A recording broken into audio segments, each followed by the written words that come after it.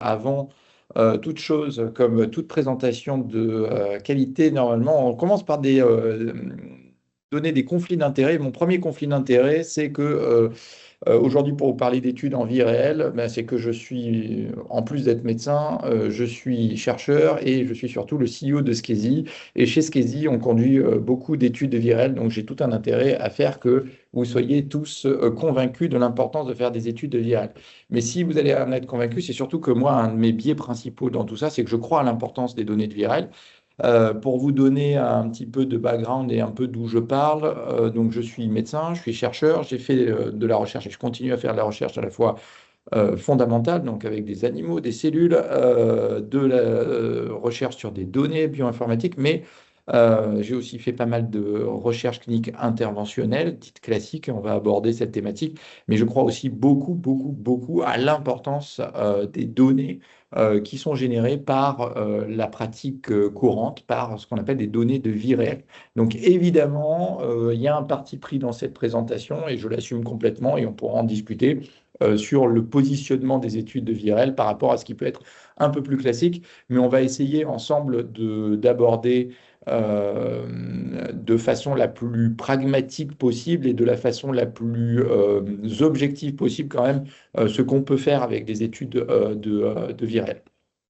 Et donc, de quoi on va parler aujourd'hui? Aujourd'hui, on va essayer d'avoir une définition sur ce que sont les études en vie réelle. Et en fait, il n'y a pas de vrai consensus formel sur le sujet. Donc, il y a des tentatives de définition au niveau international et vous allez voir qu'on va essayer d'apporter quelques briques à tout ça qui s'installe dans un cadre de la recherche et de la recherche clinique en particulier dans un environnement. Et aujourd'hui, on va se focaliser sur ce qui nous intéresse le plus probablement, c'est la recherche clinique en France et avec un cadre qui est son cadre à lui particulier. Vous allez voir qu'il y a des originalités en France et toute l'idée va essayer de vous donner aussi les... Alors on va utiliser des gros mots aujourd'hui, hein, on va parler de cadre réglementaire, ça fait peut-être pas rêver tout le monde, mais c'est un sujet qui est important à avoir en tête sur pourquoi ces cadres et que nous permettent ces cadres. Et surtout, vous allez voir qu'en fait, c'est plutôt des leviers qui vont nous permettre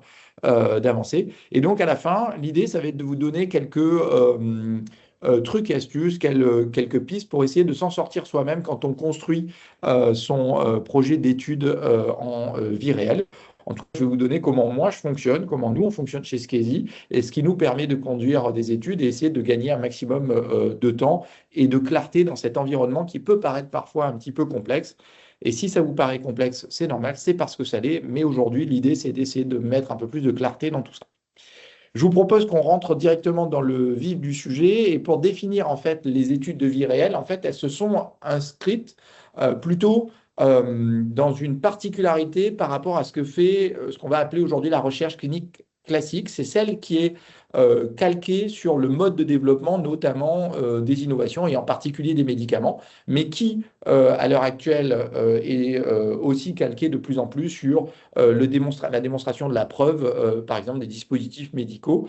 Donc, ça n'est pas réservé qu'aux médicaments, mais de plus en plus, on a calqué ces différentes phases des études cliniques pour démontrer la preuve de ce que fait telle ou telle innovation. Mais c'est valable pour des médicaments, c'est valable pour des dispositifs médicaux, c'est valable pour des interventions thérapeutiques X ou Y. Et l'idée à chaque fois, c'est d'essayer de progresser dans la démonstration en essayant de limiter le risque pour les individus. Et vous allez voir qu'on a aussi une progressivité dans la recherche clinique dite en vie réelle. Dans la recherche clinique dite classique, on va partir au départ, on va d'une petite population et essayer de comprendre en fait les mécanismes de fonctionnement de l'innovation, que ce soit un médicament ou une intervention. On va essayer de l'étendre après à des phases un peu plus larges pour essayer de montrer quelques débuts d'efficacité. Et puis après, on va faire des études en beaucoup plus grande population pour aller démontrer l'efficacité et les bénéfices qu'il va y avoir de l'innovation. Et vous voyez que d'emblée, même dans le process de développement des médicaments, la phase 4, ce qu'on appelle la phase 4 du développement des médicaments, eh bien, en fait, c'est déjà des études un peu de vie réelle, puisque c'est au moment où l'innovation est utilisée dans son utilisation pleine, qu'on va pouvoir collecter des données, faire des études et voir ce qui se passe. Donc, même dans la recherche clinique qui était dite classique, ben, vous aviez déjà prévu une partie de ce qu'on appelait de la vie réelle.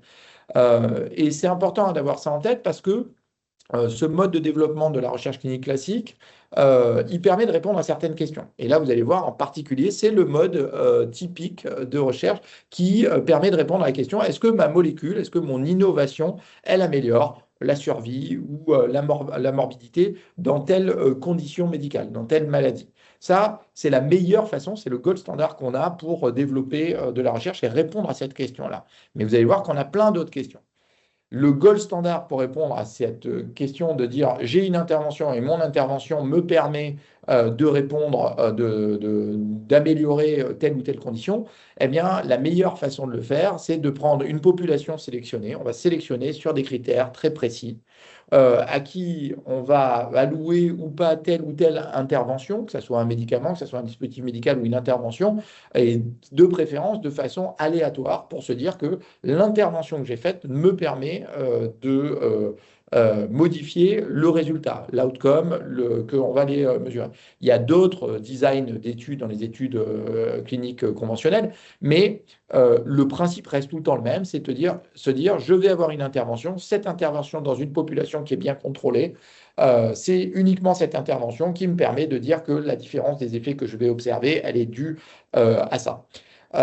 C'est un modèle qu'il faut absolument avoir en tête pour répondre à ces questions-là et qui est la meilleure façon de répondre à la question de est-ce que mon intervention modifie ça? Mais ces modèles d'études cliniques, en fait, posent un souci. Le premier souci, c'est qu'on fait une sélection de population. Que nécessairement, eh bien, on ne peut pas étudier toutes les conditions dans lesquelles on va étudier telle ou telle maladie ou telle intervention. Typiquement, ce qu'on voit en oncologie, eh bien, on va choisir des patients qui ont la forme du cancer le plus fréquent qui va nous intéresser pour le médicament qu'on va développer. Mais ce qui veut dire qu'on laisse de côté d'autres formes. Typiquement, il y a des populations qui sont systématiquement laissées en dehors des études cliniques. Et on a vu qu'il y a, par exemple, les patients qui sont insuffisants rénaux, les patients qui sont âgés, les femmes enceintes, les enfants, en fait, qui sont très souvent exclus de toute la recherche clinique parce que c'est plus compliqué, parce que c'est des populations particulières. Et ce qui fait qu'une fois qu'on a un résultat d'une étude clinique interventionnelle, classique, la transposabilité à des populations en dehors des critères de sélection initialement de la recherche clinique les rendent compliquées.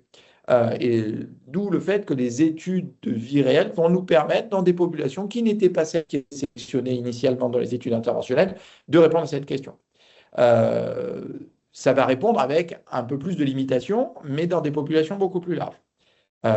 Les études cliniques interventionnelles classiques, un des sujets, c'est qu'elles demandent beaucoup de planification et d'intervention dans des secteurs très contrôlés. C'est ce qui nous permet de répondre à la question, est-ce que c'est uniquement mon intervention qui permet de modifier notre effet sur les résultats?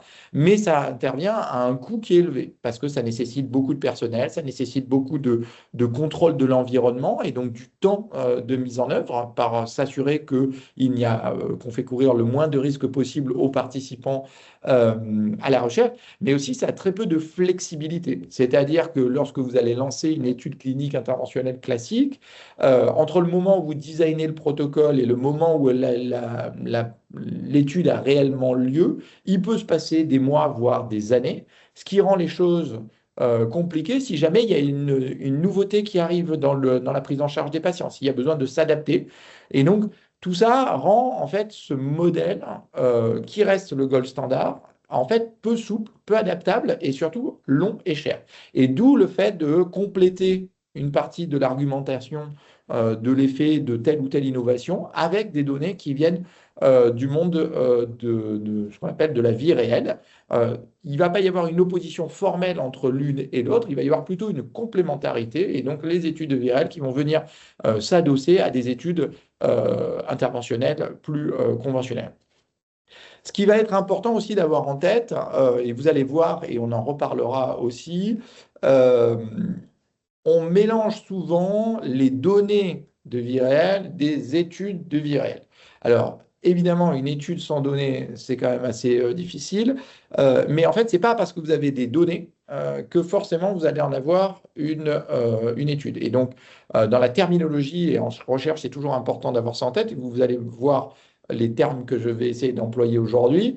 On part de données, il va falloir qu'on définisse quel type de données on va utiliser. Vous allez voir que c'est central, notamment dans les études de VIREL, parce que autant dans une étude interventionnelle conventionnelle, on design à l'avance, on définit à l'avance le recueil de données qu'on va avoir, autant dans les études de VIREL, on va devoir travailler sur ça, mais on va devoir travailler en fait avec beaucoup de pragmatisme sur quels sont les types de données qui existent et qu'on va pouvoir avoir.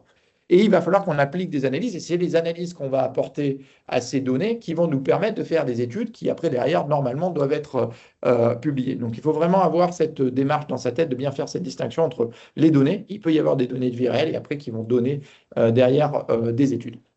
Et donc, si on en vient à répondre à la question, c'est quoi une étude de vie réelle? Eh bien, une étude de vie réelle, ça a plein de possibilités de modalités d'études. Typiquement, celles qui vont être les plus fréquentes dans les études de vie réelle, vous allez avoir plutôt les études épidémiologiques où on va avoir des cohortes d'individus, des populations d'individus, que ce soit des populations prospectives, des cohortes prospectives ou des cohortes qui existaient déjà et des analyses qu'on va faire dessus qui vont être transversales, où l'idée va être d'avoir une population dans laquelle il va y avoir un suivi et à l'intérieur, on va essayer de regarder s'il y a une exposition ou pas à un facteur de risque, à un médicament ou autre, et qui vont apporter des résultats différents. Donc ça, c'est vraiment le principe même de la plupart des études épidémiologiques au sein d'une étude de virale. Mais on va voir qu'il n'y a pas que les études épidémiologiques qui rentrent dans le cadre des études de virale. Et dans tout ça, ce qui va être important de se poser comme question, c'est d'où vont venir mes données dans mon étude de virale. Et ce qui est un tout petit peu particulier par rapport à une étude clinique classique, c'est que on va avoir ici une multitude de données. Donc là, j'en ai cité quelques-unes, listé quelques-unes, mais qui peuvent être qui peuvent être assez larges. Typiquement, la source de données classique qu'on aime bien réutiliser parce qu'elle a une certaine qualité, c'est les données générées notamment à l'hôpital. Alors, je dis à l'hôpital, mais ça peut être dans l'hospitalisation privée aussi ou dans les consultations de ville, dans les dossiers médicaux. En tout cas, c'est des données qu'on va pouvoir aller récupérer dans des dossiers médicaux qui sont générés dans le cadre du soin courant et qu'on va pouvoir aller réutiliser secondairement. Et ça peut être des données à la fois sur l'état de santé des individus, sur la biologie, mais aussi des données sur du codage. Et l'ensemble, on va aussi aborder cette thématique-là, peuvent être regroupés dans des endroits dans lesquels on peut réutiliser plus facilement les données. C'est ce qu'on appelle les entrepôts de données de santé. Mais qu'on peut aller enrichir avec des données qui viennent de l'extérieur des établissements. Ça peut être des données qui viennent notamment des laboratoires d'analyse médicale, de l'expérience de vie des patients, etc. On peut aller connecter des objets voilà, qui vont aller récolter de la donnée, par exemple un glucomètre qui serait en continu. Ça va être de la donnée qu'on n'a pas forcément nécessairement tout le temps dans les études cliniques interventionnelles. Mais on peut aller aussi aller chercher dans des grandes bases médico-administratives et on abordera notamment en France, on a un des gros avantages, c'est d'avoir une base de données qui est monstrueuse, qui est le SNDS, le Système national des données de santé, qu'on peut venir aller chaîner plus ou moins toutes ces différentes données. Et vous voyez que c'est ce qui fait un peu à la fois la complexité, mais aussi la beauté de ce type d'études, c'est qu'on n'est pas sur forcément un set de données qui soit ultra figé, rigide initialement, mais des données qu'on va pouvoir aller enrichir et on va pouvoir aller construire différentes études de virales les unes derrière les autres en fonction de la question de recherche qu'on va avoir à se poser. Et donc, ces études de virales, elles nous permettent de répondre à d'autres types de questions. Et ça va être, par exemple, des questions, est-ce qu'il y a des facteurs de risque associés à telle maladie en particulier? Ça, pour avoir besoin de faire ça, vous allez avoir besoin d'avoir des données qui vont vous dire, bah voilà, je vais avoir tous les patients qui ont telle maladie versus d'autres qui n'ont pas cette maladie et je vais pouvoir regarder des facteurs de risque. Je vais pouvoir aussi identifier des typologies de patients à qui sont prescrites telle ou telle intervention, ce que vous n'aurez pas dans une étude clinique interventionnelle classique. Vous voulez savoir si, par exemple, comment on prend en charge des patients diabétiques et pourquoi il y en a qui vont avoir des antidiabétiques oraux, d'autres de l'insuline, qu'est-ce qui fait qu'il y a une typologie de patients qui va switcher de l'un à l'autre. En fait, ça, ce sont des choses auxquelles vous ne pouvez répondre qu'avec des données de VIREL. Vous ne pourrez pas répondre avec des données de la recherche clinique interventionnelle. Si vous voulez savoir quel est le parcours de soins d'un patient, savoir vos patients qui ont une maladie d'Alzheimer, qu'est-ce qu'ils ont fait, qu'est-ce qu'ils font avant d'arriver, de voir un neurologue, d'avoir besoin d'avoir une institutionnalisation, etc. Si vous avez besoin de ce parcours de soins, vous avez besoin d'avoir la donnée de VIREL. Votre étude clinique interventionnelle conventionnelle ne pourra pas répondre à ça. Et puis, il y a d'autres choses, comme par exemple, quelle est l'expérience que vivent les patients ou les aidants, ou quelles sont les attentes des patients. Tout ça, ça rentre dans la catégorie des études de vie réelle. Et en fait, on peut décliner en fait, ces questions-là presque à l'infini. Euh, c'est des questions auxquelles vous ne pouvez répondre qu'avec des études de vie réelle. Encore une fois, vous voyez, on ne répond pas à la même question. Donc, les types d'études entre l'étude clinique conventionnelle ou l'étude clinique de vie réelle ne répondent pas aux mêmes questions. Elles ne sont pas en compétition, elles ne répondent juste pas aux mêmes questions de recherche que vous allez avoir. Et si on essaie de résumer, alors hein, j'ai fait le petit exercice pour celles et ceux d'entre vous qui ont l'habitude de lire des papiers scientifiques avec des analystes, des analyses de ce type-là. Donc ça, c'est ce qu'on appelle un forest plot. Alors c'est complètement arbitraire et c'est juste à vertu de représentation graphique et de vous donner un ordre d'idée, mais à quel moment on va essayer de préférer plutôt un type d'étude de recherche clinique conventionnelle ou alors de la recherche clinique dite de vie réelle. Et en fait, vous voyez que j'ai mis une délimitation entre les deux, mais une délimitation qui n'est pas aussi claire, qui est floue, qui est poreuse, parce que il est possible parfois de répondre à des questions soit avec l'une, soit avec l'autre, et parfois avec une combinaison des deux. Typiquement, si votre question, c'est de répondre à une question d'efficacité de votre intervention, il faut essayer le plus possible d'aller vers de la recherche clinique interventionnelle conventionnelle, de préférence avec une étude randomisée, contrôlée, en double aveugle, contre le gold standard. Ça, c'est le mieux à faire. Cela dit, parfois, ce n'est pas possible. Typiquement, lorsqu'on est dans des maladies rares, que c'est très difficile, ou que ce n'est pas éthique, parce que les patients ont un tel besoin de la molécule que vous ne pouvez pas conduire ce type d'étude. Dans ce cas-là, vous pouvez faire une étude clinique de vie réelle et essayer de se mettre dans des conditions de quasi-randomisation, etc. Donc, il y a plein de façons de le faire qui sont complexes, qui nécessitent d'essayer de mettre en avance par écrit, de bien conceptualiser toutes les conditions qui vous permettraient de reconstruire ce qui serait l'équivalent d'une étude randomisée contrôlée en double aveugle. Mais c'est possible. Mais de préférence, il faut toujours d'abord se poser la question, est-ce que je ne peux pas le faire déjà avec une étude randomisée classique, parce que ça sera ce qui sera le mieux accepté. Et ça, on va voir l'acceptabilité des études qu'on mène, c'est hyper important.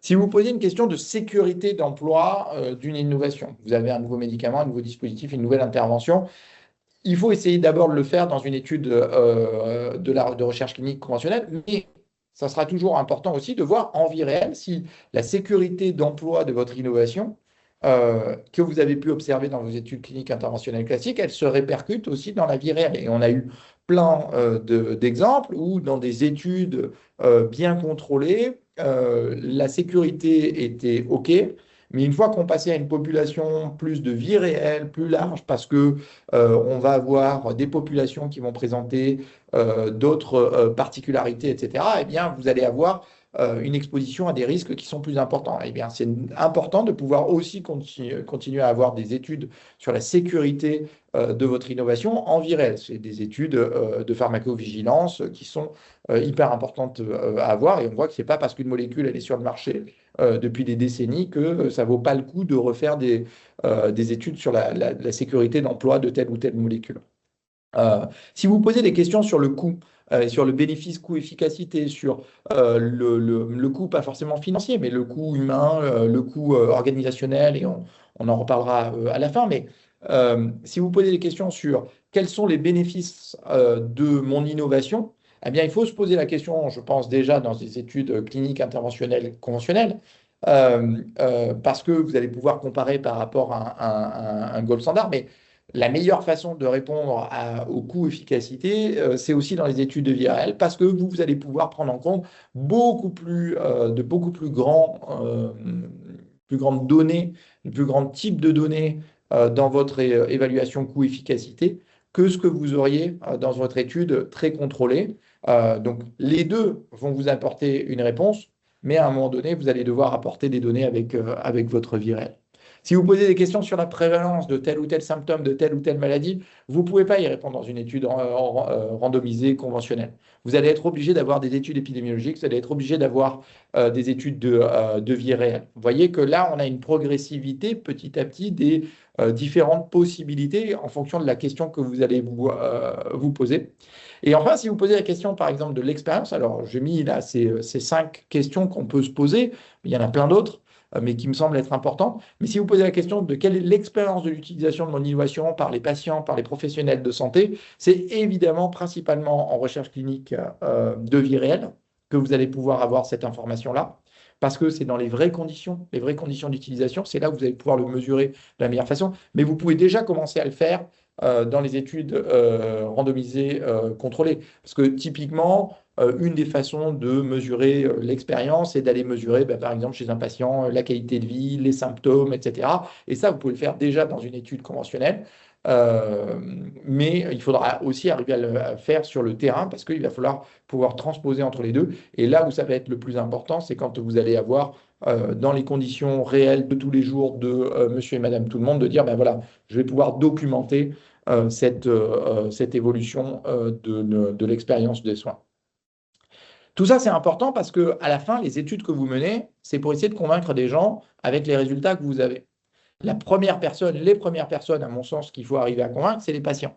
Parce qu'on fait tout ça, en fait, in fine, pour améliorer l'état de santé des patients. Mais vous allez devoir les convaincre, non seulement pour participer, la plupart du temps déjà, alors parce qu'on va voir que dans les études de vie réelle, il faut parfois convaincre les patients de participer, parce qu'ils ont aussi leur mot à dire, mais aussi derrière pour implémenter les résultats de votre recherche. Parce que dans les résultats que vous allez avoir eus, si ça ne ils ne sont pas capables de s'identifier parce que les populations, c'est pas eux, parce que les résultats, ça correspond pas à un truc qui est important pour eux, etc. Bien, ils vont pas implémenter ces résultats. C'est la même chose pour les professionnels de santé, que ce soit des médecins, des infirmières, des kinés, X ou Y. Euh, il va falloir arriver à les convaincre que les études que vous allez faire sont des études qui ont un impact qui sont importants. Et donc, vous allez devoir les recruter en tant qu'investigateurs. Et donc, il faut que ce que vous allez pouvoir proposer, eh bien, ça représente vraiment leur pratique, mais aussi derrière, parce que les résultats que vous allez avoir, eh bien, il faut que ça corresponde aussi à leur pratique. Et donc, ils puissent se dire, mais en fait, ce truc-là que je vais avoir, c'est quelque chose qui va me permettre d'améliorer ma pratique. Ça, c'est pour les participants à la recherche. Mais après, derrière, il y a pourquoi vous faites cette recherche, que ce soit de la recherche en virale ou de la recherche clinique conventionnelle. Il va falloir convaincre des autorités. Alors déjà, les comités d'éthique, le comité de protection des personnes, le comité d'éthique de la recherche, que l'étude que vous faites, eh bien, elle va permettre de répondre à la question de recherche que vous posez, mais aussi les autorités sanitaires, la NSM qui va vous dire, est-ce que vraiment c'est utile de faire cette recherche ou pas? Et donc, il faut être capable d'argumenter ce sujet. Et parce qu'à la fin, il va falloir aussi argumenter auprès des payeurs, la HAS, le CEPS, ou même le grand public, la population générale, de se dire, est-ce que vraiment l'étude que je vais mener, que ce soit l'étude de Virel ou l'étude conventionnelle, est-ce que vraiment cette étude, elle apporte vraiment de l'eau au moulin et est-ce qu'elle permet de répondre à la question initiale? Donc vraiment, les différents arguments que vous allez devoir déployer, ils doivent convaincre tout le monde. Et puis, très souvent, quand même, toutes ces études, elles doivent être publiées et donc, une des questions que vous devez vous poser, c'est à la fin, qu'est-ce que je vais faire de ces résultats? Alors, ça paraît anecdotique comme ça, mais euh, que vous vouliez utiliser cette étude parce que vous allez avoir un besoin en interne pour vous, pour évaluer votre pratique, par exemple, dans un service à l'hôpital, c'est un truc, et vous allez avoir des démarches qui sont allégées, qui vont vous permettre de faire votre évaluation en interne. Mais si derrière, vous voulez la publier dans un journal scientifique à comité de lecture, le plus souvent, les journaux scientifiques ont des exigences qui ne sont pas forcément calquées exactement sur les exigences que vous avez, vous, au niveau réglementaire local. Vous pouvez faire votre étude dans votre service avec vos données que vous avez, et ça, il n'y a aucun problème pour le faire. Si vous devez la soumettre à un journal et que ça doit être publié ailleurs, eh bien, il va falloir que vous vous conformiez à une réglementation et avoir des autorisations qui vous permettent de faire ça. Donc ça, vraiment, la finalité de pourquoi vous faites les études est hyper importante à avoir en tête. Et donc la question, c'est tous ces gens-là qu'il faut peut-être convaincre, il faut déjà que vous disiez pourquoi vous voulez les convaincre. Et maintenant, la question, c'est comment on va les convaincre. Et pour convaincre en recherche, c'est toujours la même chose. Il faut se poser la question de est-ce que ma question de recherche, est-ce qu'elle est claire et est-ce qu'elle est pertinente? Est-ce que vraiment, cette question, elle répond à un besoin? Parce que faire des études pour faire des études, ça n'a pas beaucoup d'intérêt, ça consomme beaucoup d'énergie, beaucoup de moyens, mais il faut être capable d'avoir une question de recherche qui soit claire, qui soit innovante et en fait, à laquelle on puisse répondre. Parce que si c'est poser une question à laquelle on a déjà la réponse, ben, ça n'a pas d'intérêt. Et poser une question à laquelle on ne peut pas répondre, quel que soit le type d'étude qu'on mène, ben, ça n'a pas non plus d'intérêt, puisque à la fin, la probabilité pour que tout ce que vous ayez mis en œuvre ne réponde pas à la question, eh ben, elle est importante. La deuxième question qui est importante, en particulier dans les études de vie réelle, c'est la qualité des données que je vais utiliser. Est-ce que les données que je vais utiliser, elles existent? Est-ce qu'il va falloir que je les génère? Est-ce que je peux contrôler la qualité qui est à l'intérieur? Ça, c'est primordial parce que autant dans une étude clinique interventionnelle conventionnelle, eh bien, on va pouvoir contrôler, on va définir à l'avance de quelle façon on va mesurer, quelle façon on va générer les données. Autant quand on est dans une étude dite de vie réelle, il faut pouvoir avoir cette étape en amont de vérifier la qualité des données, de se dire est-ce que vraiment j'ai suffisamment de données, est-ce que je vais avoir de quoi mesurer l'outcome qui va m'intéresser, etc. Est-ce que je vais avoir suffisamment de profondeur de données? Et ça, c'est vraiment un des enjeux assez centraux dans la conduite de l'étude qu'on va mener. Et puis, la donnée et la question, c'est hyper important, mais il y a aussi comment on va analyser tout ça. Et on va voir, mais il y a plein de designs différents. On a déjà abordé un peu la question sur les études épidémiologiques ou les autres, mais les études de VIREL, c'est plein de designs différents. Et chacun des designs d'études a des avantages et des inconvénients. Et un des trucs qui va être hyper important à prendre en compte, c'est toutes, même les études interventionnelles, contrôlées, randomisées, en double aveugle, etc., toutes les études ont des risques de biais. Il n'existe pas une analyse, une étude qui n'a pas de biais. Toutes ont des biais.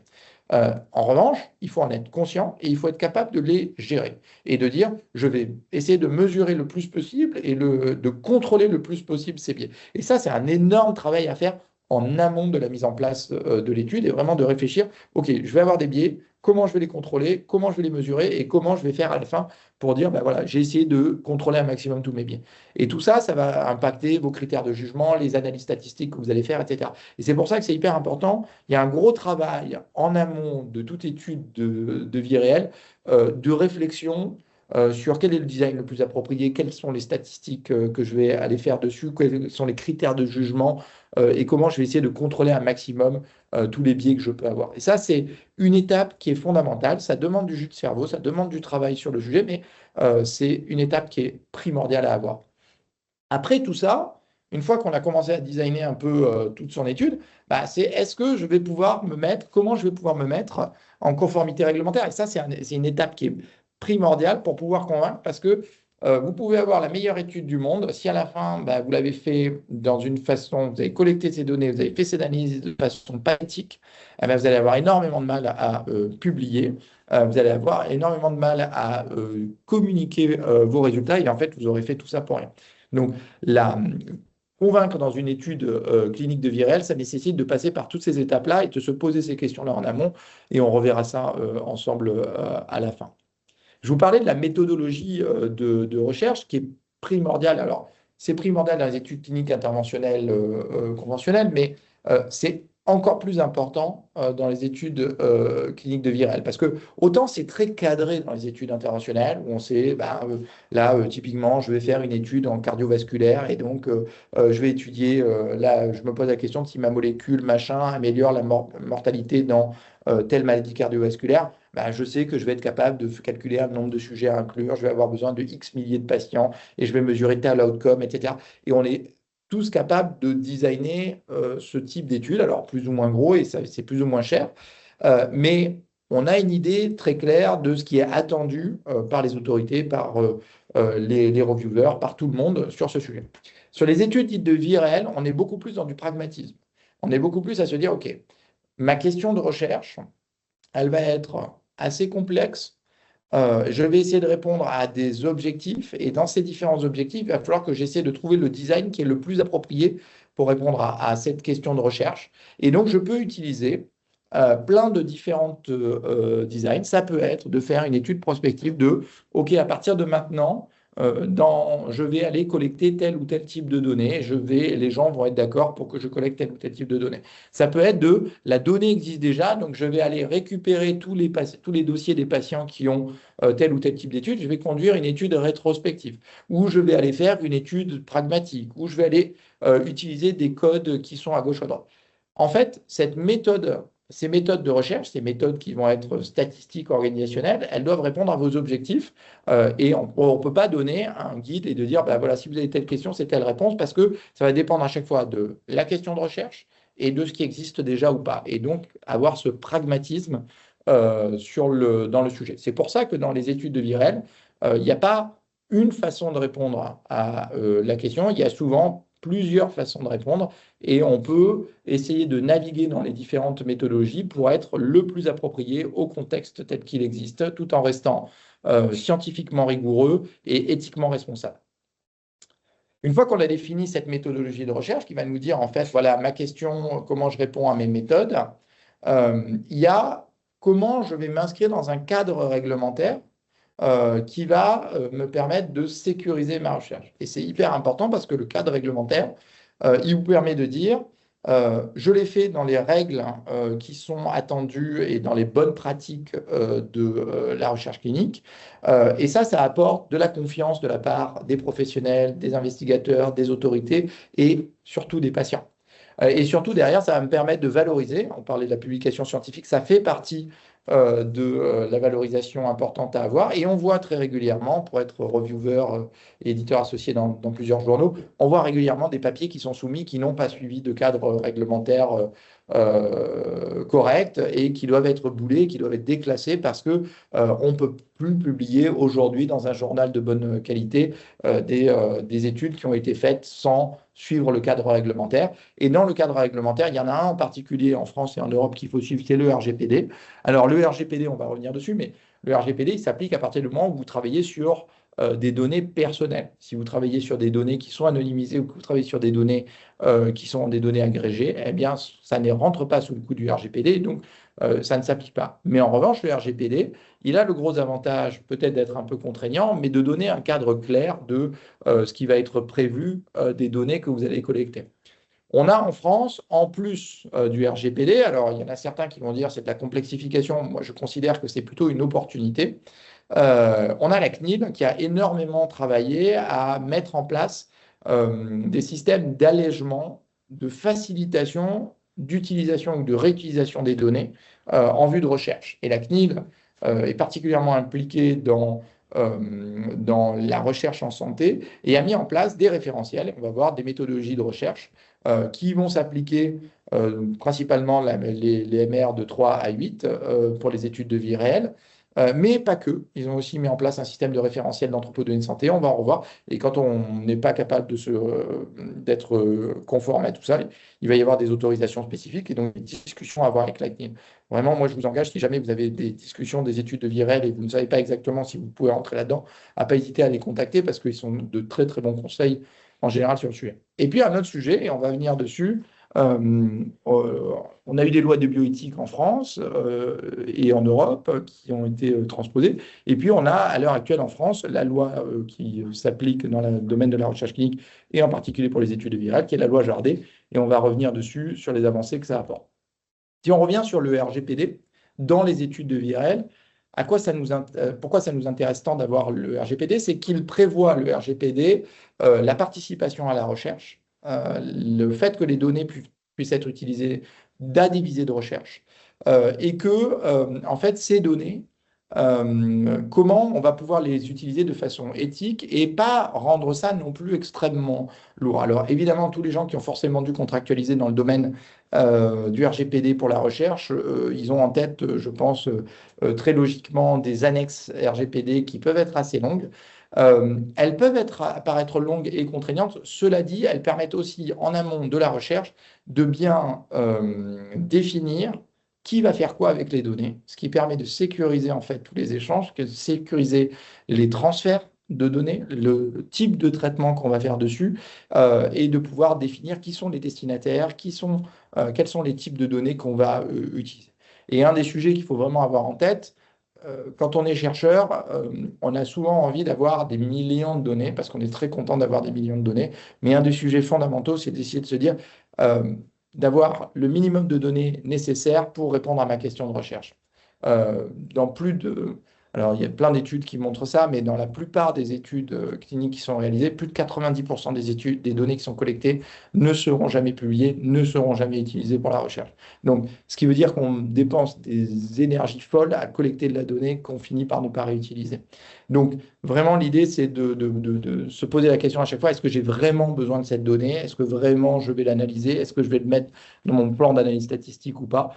Le RGPD a cette vertu-là de vous faire vous poser cette question-là. Il vous faut aussi poser la question du consentement et de savoir si vous avez besoin ou pas du consentement dans votre étude. Et une fois que vous avez répondu à ces questions sur la partie, les données que vous allez avoir du côté du RGPD, alors j'emprunte cette infographie que j'ai trouvée plutôt pas mal d'étudiants de l'UTC de Compiègne euh, sur le fait que vos données, les données que vous allez avoir dans une étude, et notamment dans une étude virale, ce pas des données qui ont été collectées rarement spécifiquement pour votre recherche, et puis elles s'arrêtent là. Il y a un cycle de vie des données.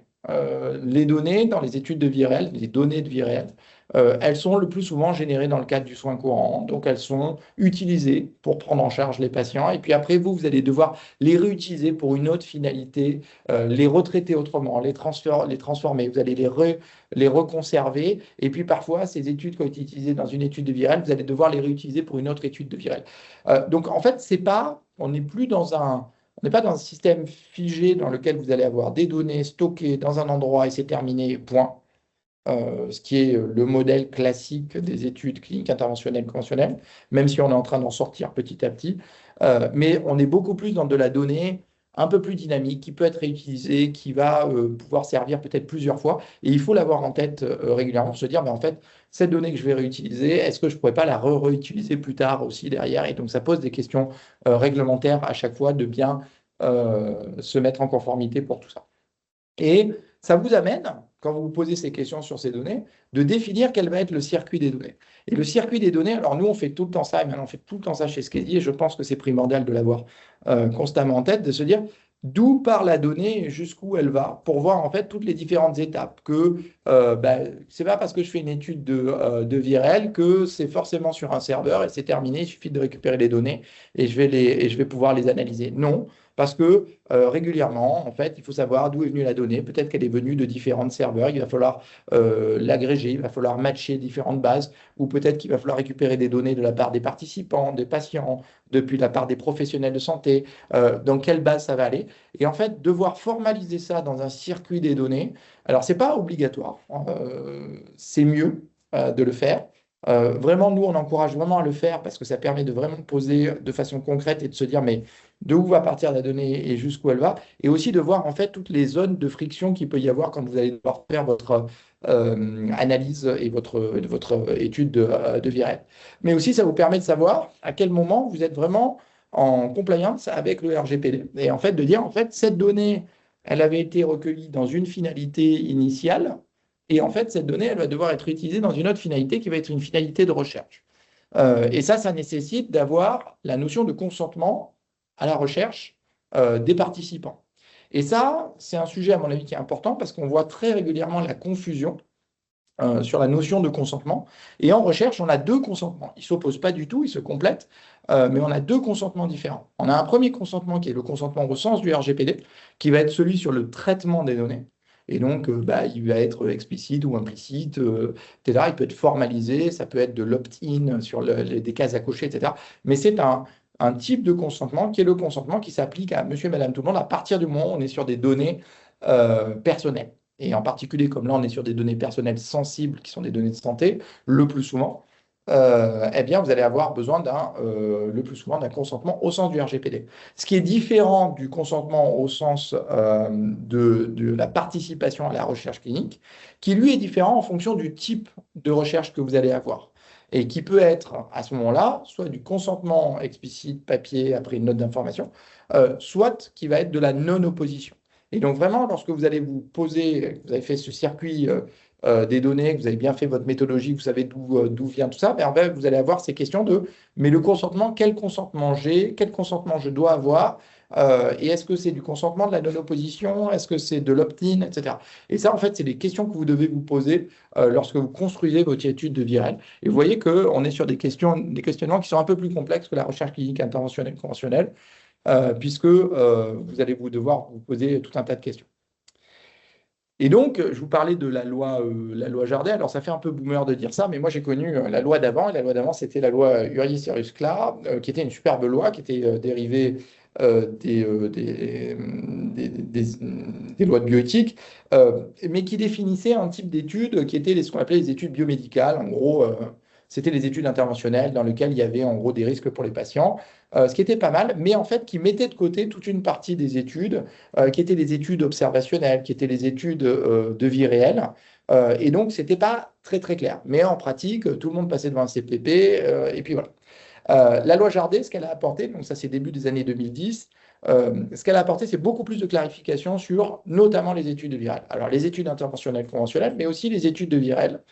Ça a permis de dire, ben voilà, il y a des typologies d'études qui vont rentrer dans le cadre de la loi Jardé, et la loi va définir les obligations, les engagements, mais aussi de faire un système de proportionnalité. Et ça, c'est hyper important à avoir en tête parce que si vous faites une étude dans laquelle vous allez randomiser des patients et leur implanter, je ne sais pas moi, du matériel intracardiaque versus rien, vous imaginez que le risque pour les patients est extrêmement important. Donc, vous devez avoir des garde-fous, des autorisations dans tous les sens pour vérifier que ce que vous faites est éthique et sécurisé. Mais si vous faites une étude sur, je ne sais pas moi, des questionnaires sur la qualité de vie des patients, vous imaginez bien que le risque pour les patients il est plus faible. Il y a toujours, peut toujours exister des risques sur la fuite de données, etc. Mais vous ne pouvez pas avoir les mêmes exigences dans une étude dans laquelle les risques sont minimes, voire quasi inexistants, versus une étude dans laquelle les patients ils risquent leur vie. Donc, la loi Jardel a prévu ça, elle a dit on va faire des choses qui vont être proportionnées et qui vont nous permettre d'avoir des procédures plus ou moins allégées en fonction de ce que vous allez avoir dedans. Et donc, elle apporte vraiment cette avancée majeure sur comment on va pouvoir encadrer, accompagner les études de VIREF. Alors, je ne vais pas rentrer dans le détail, mais en pratique, la loi Jardel prévoit 5 gros cas de figure. Les RIPH1, c'est typiquement l'étude randomisée, contrôlée, en double aveugle, etc. On est hors de la recherche clinique en vie réelle. Et vous allez avoir de l'autre côté du spectre, alors il y a ce qu'on appelle des études hors loi Jardé. Typiquement, c'est des études qui vont être menées sur des données anonymisées, sur des données qui ne sont pas des données individuelles ou qui vont être en dehors vraiment direct de la recherche en santé. C'était beaucoup plus qu'on pouvait voir aussi dans les sciences humaines et sociales. Alors, dans les sciences humaines et sociales, c'est toujours compliqué parce que de plus en plus, elles incluent aussi des données de santé. Donc, dès que vous incluez des données de santé, vous rentrez dans la loi Jardé. Mais si vous êtes sur des gens qui participent au système de santé, mais que vous ne récoltez pas des données de santé, vous pouvez être catégorisé hors loi Jardé, qui ne veut pas dire que vous n'avez pas d'obligations, mais vous avez des obligations qui sont liées principalement à RGPD. Et si vous voulez avoir des publications, il faudra avoir un comité d'éthique de la recherche. Et entre les deux, vous allez avoir cette proportionnalité où petit à petit, on va diminuer les obligations. On va avoir toujours des obligations éthiques et de gestion des données et de gestion de l'information, mais en fait, ça sera proportionné au fur et à mesure. Et donc, vous avez typiquement ce qu'on appelle les recherches qui impliquent la personne humaine, où l'individu, le patient, va être impliqué directement, soit parce qu'on va lui poser des questions, soit parce qu'on va aller lui faire un prélèvement, etc., où il va avoir un suivi particulier, etc. Donc, il est impliqué. Ou alors, des recherches qui vont être faites sur les données des gens, des données individuelles, mais sans impliquer directement les gens. Les gens, ça ne va pas changer du tout, il ne va rien leur arriver, ils ont besoin de rien faire. Et c'est ce qu'on appelle les RNIPH, les recherches qui n'impliquent pas la personne humaine. Et en fait, avec tout ça, ça va vous donner des obligations réglementaires à suivre. Et ce qu'on appelle les études de vie réelle, je dirais, c'est plutôt la partie droite du spectre, plus ou moins les études RIPH2, donc avec des contraintes, des risques et des contraintes qui sont minimes. Une partie des RIPH2 peuvent être considérées comme des études de vie réelle si par exemple vous rajoutez un prélèvement de sang dans le cadre d'un prélèvement qui a déjà lieu, etc. Vous allez rentrer dans une étude qui va être très proche de la vie réelle. Pour se conformer à cette vie réelle, la CNIL a prévu des méthodologies de recherche qui vous permettent de dire, en fait, voilà un cadre dans lequel, si vous faites tout ça, si vous vous conformez à cette façon-là de traiter les données, alors vous pouvez dire que vous êtes conforme à une méthodologie de recherche. Et alors, bah, vous n'avez pas besoin d'avoir une autorisation de la CNIL. C'est une déclaration de conformité qui se fait en ligne et vous avez votre déclaration de conformité que vous avez avec vous dans les heures qui suivent votre déclaration en ligne. On laisse de côté les MR01, 001 et 002 qui sont des études plutôt pas réellement dans le domaine des études de vie réelle. Et on jump tout de suite dans les études, dans les méthodologies de la recherche. Donc la MR003 qui va être beaucoup plus pour les études qui impliquent la personne humaine non interventionnelle, en général les RIPH3, et puis les MR004 qui sont plutôt dans les recherches qui n'impliquent pas la personne humaine. Et puis, lorsque vous allez travailler sur des bases de données, que ce soit à l'hôpital ou dans le SNDS, vous avez des méthodologies de recherche, la 5 et la 6 pour le PMSI et la 7 et la 8 pour le SNDS. Et vous voyez qu'en fait, ils ont dupliqué à chaque fois parce que, en fonction de quel est l'opérateur qui va faire la déclaration de conformité à la méthodologie de recherche, eh bien, en fait, vous n'avez pas exactement les mêmes exigences puisqu'il n'y a pas forcément les mêmes finalités, etc. Et s'il n'y a pas de conformité, eh bien, alors on va passer par une demande d'autorisation auprès de la CNIL. Une autre des façons d'accélérer la recherche dans les études cliniques de VIREL, c'est de passer par ce qu'on appelle un entrepôt de données de santé. Et ça, c'est une particularité qu'on a en France, qui est prévue par la CNIL, qui est de dire, en fait, on a beaucoup d'utilisation en France et de réutilisation des données qui viennent du soin qu'on va réutiliser pour la recherche. Eh bien, une des façons de faciliter tout ça, c'est de s'organiser en entrepôt de données de santé, dans lequel on va aller mettre un grand pool de données et qu'on sait qu'on va pouvoir réutiliser par la suite pour la recherche. Et dans ce cadre-là, la CNIL différencie deux situations. Une situation dans laquelle eh bien, ça va être de la non-opposition, c'est ce qu'on appelle les entrepôts de données de santé plutôt de type hospitalier, mais qui existent aussi en dehors de l'hôpital. Les individus n'ont pas donné leur consentement formel pour participer à l'entrepôt de données de santé, mais on réutilise des données qui existaient déjà. C'est des entrepôts de données de santé plutôt historiques.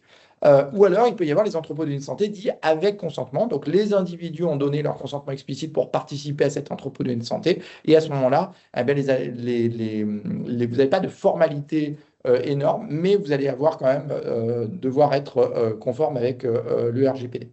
Et à partir de cet entrepôt de données de santé, vous allez pouvoir définir toutes les typologies d'études que vous voulez mener dans le cadre des études de vie réelle. Un entrepôt de données de santé, pour que vous ayez un ordre d'idée pour celles et ceux d'entre vous qui n'ont pas vraiment participé à sa constitution, ça a l'air complexe comme ça. C'est effectivement, ça peut avoir l'air lourd, mais en gros, c'est trois grandes contraintes. La première, c'est la contrainte réglementaire. Et donc, dans un entrepôt de données de santé, vous allez avoir besoin d'avoir une analyse d'impact. Vous avez besoin plus ou moins d'avoir le consentement si vous êtes un entrepôt de données de santé avec consentement ou pas. Vous avez besoin d'avoir un portail de transparence. Vous allez devoir aussi quand même minimiser les données, donc ne prendre que celles qui sont nécessaires. Et puis, vous avez la conformité à un référentiel CNIL que vous tapez sur Internet, vous mettez référentiel EDS CNIL et vous verrez, il y a beaucoup de toutes ces contraintes que vous avez ici. Alors j'appelle ça contrainte, mais c'est de l'engagement de conformité. Ça vous explique comment le constituer. Puis après, vous allez avoir des contraintes organisationnelles, de dire mon entrepôt de données de santé, je vais devoir définir un comité de pilotage, je vais devoir définir qui est dans le comité de pilotage, je vais devoir constituer un comité scientifique et éthique avec des personnalités particulières à mettre à l'intérieur, qui doit être indépendant, qui va rendre un avis sur l'organisation de votre entrepôt de données de santé. Vous allez devoir définir qui fait quoi à l'intérieur, vous allez devoir tout documenter. Et vous allez devoir définir la gouvernance d'accès aux données. Mais en revanche, vous avez la possibilité de le définir par vous-même. Et puis après, vous avez des contraintes techniques. Et ça, vous avez toute la checklist qui est faite par la CNIL sur le sujet, qui va vous expliquer comment, en fait, vous devez prouver que vous allez sécuriser les données, vous allez bien séparer les différents types de données, que l'analyse des données, mais vous avez des contraintes pour savoir comment il faut le faire, etc., etc., etc. Et donc, vous avez tout un système organisationnel, technique et réglementaire à suivre. Mais une fois que vous êtes là-dedans, vous êtes dans un espace dans lequel, en fait, vos données peuvent être réutilisées. Et ça, en fait, les entrepôts de données de santé, c'est ce qu'on utilise, ce qu'on devrait utiliser, notamment pour toutes les cohortes prospectives, et donc d'avoir des gens qui vont accepter de rentrer dans une cohorte et dans laquelle, plus tard, vous ne savez pas encore maintenant, mais plus tard, bah, vous pourrez être amené à faire des études. Bah, par exemple, une étude transversale, vous faites une enquête chez ces patients, ou vous regardez en fait la pratique qui est faite à un instant T. Mais vous pouvez faire aussi des enquêtes cas témoins, parce que vous allez mettre dans votre cohorte à la fois des gens qui ont la maladie, pas la maladie, la complication, pas la complication, le traitement, pas le traitement, etc. Vous pouvez faire même des essais randomisés à partir des cohortes, et c'est une très bonne façon de recruter des patients à partir d'une cohorte, ou vous pouvez faire des essais quasi randomisés à l'intérieur d'une cohorte. En fait, on en arrive maintenant à coupler de plus en plus les études de vie réelle qui peuvent être une source pour alimenter aussi les études conventionnelles, interventionnelles. Et cette distinction qu'on fait conceptuellement entre les études de vie réelle et les études interventionnelles conventionnelles, eh bien en fait, elle est assez arbitraire et elles sont vraiment très complémentaires toutes les deux. Donc si je finis, et qu'on se dit, bah, qu'est-ce que demain je veux me lancer, je veux faire mon étude de vie réelle, qu'est-ce que je dois faire pour faire mon étude de vie réelle? Bah, la première chose à faire, c'est quelle est ma question de recherche? Hyper important d'avoir une question qui soit claire, de me dire où est-ce que je vais, qu'est-ce que je vais vouloir en faire, qui est-ce que je vais devoir convaincre, et en fait, au final, est-ce que je ne dois pas faire une étude interventionnelle ou conventionnelle? Et ça, c'est vraiment se poser cette question et de dire pourquoi je ne peux pas faire une étude conventionnelle, interventionnelle. C'est hyper important parce que tout le monde va vous la poser. Tout le monde va vous dire à chaque fois, mais pourquoi ils n'ont pas fait ça alors qu'on pouvait le faire autrement? Donc ça, c'est important d'avoir cet argumentaire-là prêt parce que sinon, ça veut dire que vous devriez le faire. La deuxième chose, c'est quelles sont les données dont j'ai besoin. Je pense que j'espère que je vous ai convaincu que les données, c'est primordial dans les études de vie réelle et qu'il faut être capable de bien faire ce mapping, de savoir d'où elles viennent, d'où elles vont, est-ce que je dois les générer, est-ce que je vais faire de la réutilisation, comment je vais les stocker, combien de temps je vais les conserver, quelles analyses je vais faire derrière, etc. Ça, c'est primordial de se poser des questions en amont. Troisième chose, c'est dans quelle catégorie de la loi Jardé je me trouve? Est-ce que je suis dans une RIPH, une RNIPH, une hors loi Jardé, etc. Et ça va vous aider à vous dire quelles sont les démarches réglementaires que je vais devoir faire. Est-ce que je vais être obligé d'enregistrer à la NSM? Est-ce que je vais avoir besoin d'un CPP, d'un CER, etc. Et puis à la fin, est-ce que je peux être conforme à une méthodologie de recherche de la CNIL, ce qui me permet d'accélérer en fait le traitement des données? Ou alors est-ce que je vais être obligé de faire une demande d'autorisation? Typiquement, il y a des choses classiques, utiliser le NIR, inclure des enfants, des personnes vulnérables, etc. Ça nécessitera toujours une demande d'autorisation. Ça ne pourra pas être fait en direct simplement avec une déclaration de conformité. Mais avec ces quatre questions, vous êtes normalement capable de vous lancer dans une étude de vie réelle et de pouvoir maintenant voilà, designer exactement ce dont vous avez besoin. Et donc, le mot de la fin, c'est je vous ai parlé au départ de données et d'études. Et en fait, vous verrez beaucoup dans les publications, vous voyez que la hype qu'il y a pour les études de vie réelle, en fait, ça existe depuis longtemps, puisque vous voyez, début des années 80, on parlait déjà de real world data. Alors, ça a explosé plutôt à partir des années 2000. Mais vous voyez que c'est quelque chose qui est en explosion. Et en fait, ces données, elles vous permettent de construire des études, les real world studies, donc ce qu'on vient de discuter là. Et vous voyez qu'il y a un petit décalage, hein. On a au début beaucoup parlé de data, maintenant on commence depuis le début des années 90 à parler de real world studies. Et pour arriver enfin maintenant à ce qu'on appelle des real world evidence, c'est-à-dire que c'est à partir des données que vous construisez des études de bonne qualité et que vous allez pouvoir générer en fait des preuves de vie réelle, de ce qui s'est passé en vie réelle. Vous voyez qu'on commence depuis le début des années 2000 maintenant à avoir ça. Donc je vous invite vraiment à suivre cette hype sur les données de vie réelle. Je pense qu'elle est importante et elle va se maintenir. Et si vous voulez aller plus loin, alors je ne vous ai pas donné un de mes conflits d'intérêts, mais c'est que je participe aussi à l'Association française des entreprises de la recherche clinique. Et il y a un prochain colloque sur les données de santé de vie réelle. Vous voyez, c'est le 18e, donc c'est un sujet passionnant qui aura lieu le 16 juin à Paris. Donc, n'hésitez pas à vous inscrire à participer. C'est ouvert aux industriels, au monde académique, à tout le monde, à tous les gens qui ont un intérêt dans les études en vie réelle. Mais il y a aussi de la ressource documentaire que vous pourrez trouver en ligne. Il y a notamment l'EMA qui a publié en 2025 un reflection paper qui, vous verrez, qui est assez large et qui est vraiment intéressant sur l'utilisation des données de vie réelle dans l'évaluation des médicaments. Mais il y avait aussi la HAS et le ministère de la Santé qui avaient, de façon un peu plus ancienne, déjà publié sur le sujet. Et puis, il va être le temps de, si vous avez encore quelques minutes pour des questions et des réponses, et je vous invite d'emblée à notre prochain webinaire qui sera organisé avec notre partenaire Reality le 15 avril à 11h30 sur les impacts organisationnelle. Mais si vous avez des questions, n'hésitez pas, c'est le moment. Et je vois qu'on a déjà des questions en ligne. Alors, il y avait une première remarque qui était sur le fait donc vie réelle égale soin. C'est une très bonne question. Est-ce qu'on peut vraiment associer vie réelle à soin? C'est vrai que c'est très très proche, mais c'est pas forcément exactement ça. C'est quelque chose qui va s'inscrire dans le cadre du soin. Oui, mais typiquement, si par exemple vous décidez de mesurer par exemple la qualité de vie alors que vous ne le faites pas habituellement dans votre soin courant, eh ben, c'est la vie réelle parce que vous n'allez pas contrôler l'état de santé des individus, mais c'est pas votre soin courant non plus. Vous voyez, ça peut être ça un peu la nuance, mais oui, c'est quand même assez souvent proche du soin. On a une autre question qui est comment se positionnent des études sur une population traitée par accès compassionnel? Quelles questions peut-on poser avec réservoir d'évidence? Alors, merci c'est une très bonne question. Alors, je mettrai à la fois les accès compassionnels et les accès précoces dans le cycle de vie du médicament. Alors, ça, c'est aussi des particularités qu'on a en France, mais pas qu'en France. Il y a aussi d'autres pays qui font ça, mais dans lequel on a dit ben, les innovations thérapeutiques, il y a eu une démonstration de la preuve d'efficacité dans les études interventionnelles. Donc, il y a déjà eu des études de phase 3 et des études qui ont montré la sécurité d'emploi du produit. Et le produit est suffisamment mûr pour être dans une phase avancée de discussion avec les autorités qui vont le rembourser. Donc, on va accélérer sa mise à disposition, soit d'un point de vue compassionnel parce que les gens sont en impasse thérapeutique et donc on va donner accès, soit d'un point de vue parce qu'on sait qu'il va arriver sur le marché et donc c'est de l'accès précoce. Ces données-là, nécessairement, elles sont un peu plus contrôlées parce qu'en général, l'accès au traitement, il n'est pas pour tout le monde, il est pour des populations assez précises, sélectionnées, avec des critères. Donc on est vraiment à mi-chemin entre la vie réelle et l'étude interventionnelle parce qu'il n'y a pas une vraie décision d'intervention particulière et on tire au sort les gens. Mais il va y avoir, dans la pratique courante, on va l'utiliser sur des populations sélectionnées.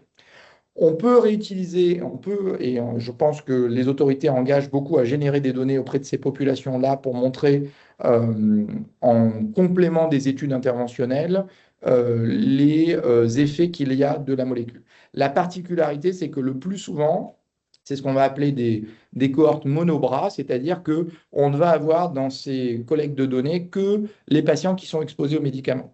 Donc, ça donne des informations en vie réelle, de dire, bah, par exemple, on a montré que la molécule X dans les études interventionnelles a amélioré tel paramètre, de dire, ben voilà, une fois que c'est utilisé en accès compassionnel ou en accès précoce, ce paramètre continue de s'améliorer. Ça, c'est hyper important. En revanche, c'est difficile d'arriver à faire des comparaisons, de dire on va le comparer par rapport à un autre bras comparateur. Et donc pour ça, il faut trouver soit des comparateurs historiques, soit des données synthétiques, soit prévoir d'emblée d'inclure aussi des gens qui ne seraient pas traités, et donc d'avoir des cohortes de patients qui n'ont pas le traitement en accès compassionnel ou en accès précoce. Voilà. Mais c'est faisable et ça en fait partie aussi effectivement. Il y a une remarque qui est parfois le cadre réglementaire ne permet pas d'aller en real world study. Alors, je ne suis pas sûr de comprendre exactement la question, mais typiquement, les situations dans lesquelles c'est pas éthique de faire de la real world, c'est lorsque, bah, en fait, il existe des alternatives ou en fonction du claim qu'il va y avoir, où il faut absolument démontrer l'efficacité de la molécule ou de l'intervention, et où on est obligé d'aller faire de l'interventionnel pur. Mais c'est très contextuel, donc il faut pouvoir justifier dans le contexte, et ce que je vous disais, hein, la question toujours, c'est est-ce que je suis obligé de faire, est-ce que je ne pourrais pas répondre à la question en faisant une étude interventionnelle conventionnelle?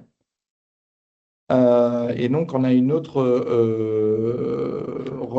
remarque qui est, donc, on a tous mené des petites enquêtes maison via questionnaires qui peuvent parfois ressembler à des études VRL. Selon vous, où se situe la frontière ouais, entre une simple enquête et une étude VRL? Ouais, alors, c'est une très bonne question. Ça, on a souvent il y a souvent le sujet j'ai fait une enquête parce que je suis une société savante, parce que je suis une association de patients, parce que, etc., etc. Donc, je fais un questionnaire. Je vais interroger mes adhérents, je vais interroger des patients, etc., sur le sujet. Initialement, vous faites ce questionnaire parce que vous avez une question de plaidoyer, vous avez une question au bout pour orienter un peu votre politique, etc. C'est exactement ce que je vous disais, c'est à quoi va me servir cette enquête. Et donc, vous la faites pour vous en interne au départ, vachement bien. Vous pouvez le réutiliser en interne. Si demain, vous voulez réutiliser ces données-là pour aller les publier dans un article scientifique, eh bien, en fait, vous êtes en train de changer la finalité de pourquoi vous avez collecté ces données-là. Et donc, il y a une question à vous poser, c'est est-ce qu'au départ, je respecte le RGPD? Est-ce que les gens qui ont accepté de participer à cette enquête en ligne, est-ce qu'ils seraient d'accord pour que je réutilise ces données pour faire autre chose que ce que je leur avais dit que je le faisais? Typiquement, je suis une association de patients, je vous dis bah, quelles sont les grandes orientations stratégiques de l'association de patients pour les 5 années à venir. Les gens vont vous répondre en vous faisant confiance. Et demain, vous dites, ah ben voilà, je vais faire une publication scientifique et je vais participer avec tel médecin, etc. sur le sujet. Est-ce que les gens qui ont participé à votre enquête, ils étaient d'accord ou pas? Et ça, en fait, c'est le principe même du RGPD. Donc, peut-être qu'une des façons de faire, c'est de se dire, initialement, à chaque fois que je vais faire des enquêtes, je vais essayer de me conforter, de me mettre dans une situation dans laquelle je me dis, plus tard, je vais vouloir valoriser ces données-là. Donc, oui, il peut y avoir parfois des difficultés pour les réutiliser. Et parfois, bah, voilà, c'est pas simple. Et parfois, ça passe. Mais moi, j'aurais tendance à dire, il vaut mieux, en général, essayer de tout cadrer correctement dans le domaine. Alors, je vois qu'il y a encore pas mal de questions dans les commentaires. Je vais essayer de les adresser. Donc, il y avait une question qui était sur quelle est la différence entre les études RNIPH et les études RWE. Donc, les RWE, donc je dis Real World Evidence, donc Real World Studies plutôt. C'est un spectre qui est assez large, hein, et ce que je vous ai montré dans la loi Jardé, ça peut comprendre à la fois des hors-loi Jardé, des RNIPH, des RIPH3 et peut-être même des RIPH2. Donc c'est assez souvent, on fait beaucoup de RNIPH hein, quand on fait du Real World Study, mais c'est pas que du RNIPH. Et je vois, est-il nécessaire pour la collecte de données en vie réelle produites à l'hôpital par des médecins souhaitant évaluer leur pratique professionnelle d'établir une convention avec l'établissement? C'est une très bonne question. Alors, ça va dépendre. Alors, je vais essayer de répondre de façon un peu limite. Alors, je ne suis pas avocat, hein, mais euh, est-ce que ce sont des données que vous avez générées, vous, dans le cadre de votre soin? Est-ce que les autres professionnels de santé sont d'accord avec vous pour participer à ça? Et est-ce que vous êtes propriétaire des données? Je pense que tout le sujet il est un peu là. L'idéal, serait en général d'en discuter avec les représentants de l'établissement, mais je pense que la plupart des établissements de santé à l'heure actuelle sont pas mal orientés vers l'évaluation des pratiques professionnelles et donc la réutilisation des données à visée d'améliorer la qualité des pratiques professionnelles.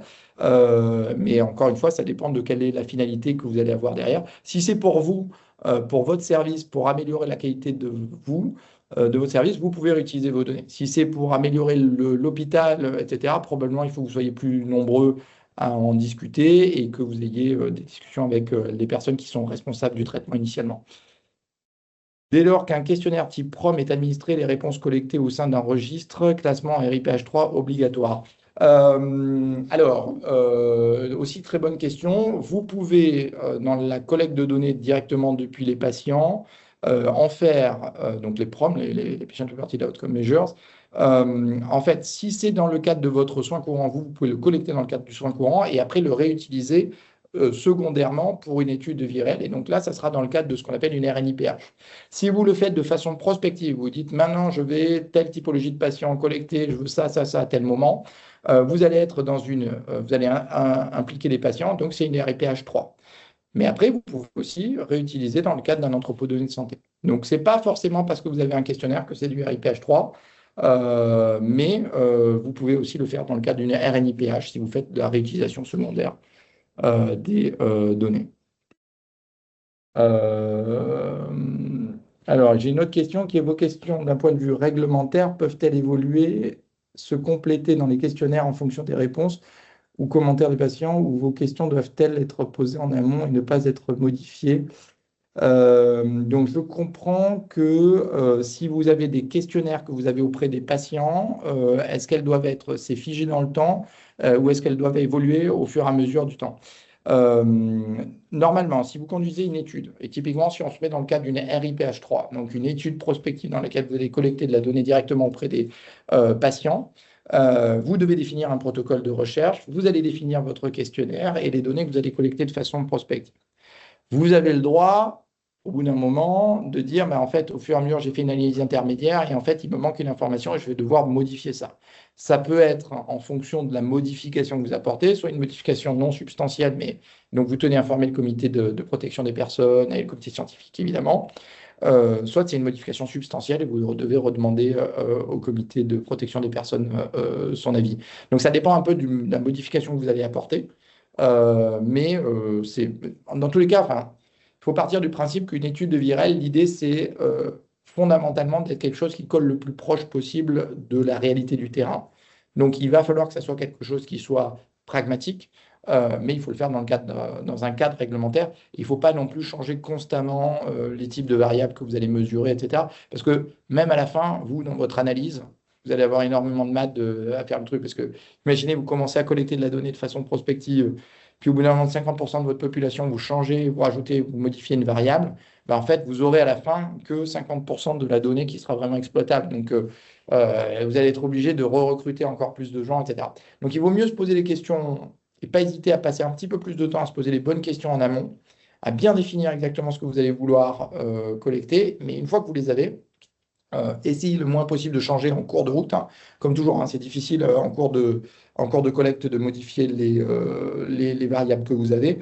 Euh, mais ça reste possible si jamais vous avez une énorme modification, hein. Demain, je pense que personne n'avait prévu la Covid-19 quand les gens ont lancé leur première cohorte.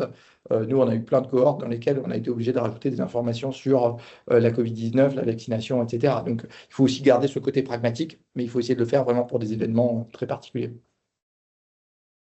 Et je vois qu'on a quand même déjà pas mal débordé. Vous êtes encore très nombreux et nombreux. En tout cas, ravi de voir que le sujet passionne. Je suis content de voir que c'est des sujets que voilà, tout le monde a essayé de s'approprier. J'ai essayé d'apporter là, des réponses à certaines questions. Il y en a évidemment des millions d'autres qui vont rester. Mais j'espère que ça vous a plu et que ça a répondu à plus de questions que ce que vous n'avez, que vous repartez avec certaines réponses. Et on est ravis chez Squeezie. Si vous avez d'autres questions, n'hésitez pas et on vous fait parvenir donc, le lien pour la suite de ce webinaire. Très bonne journée à toutes et à tous et donc à très bientôt.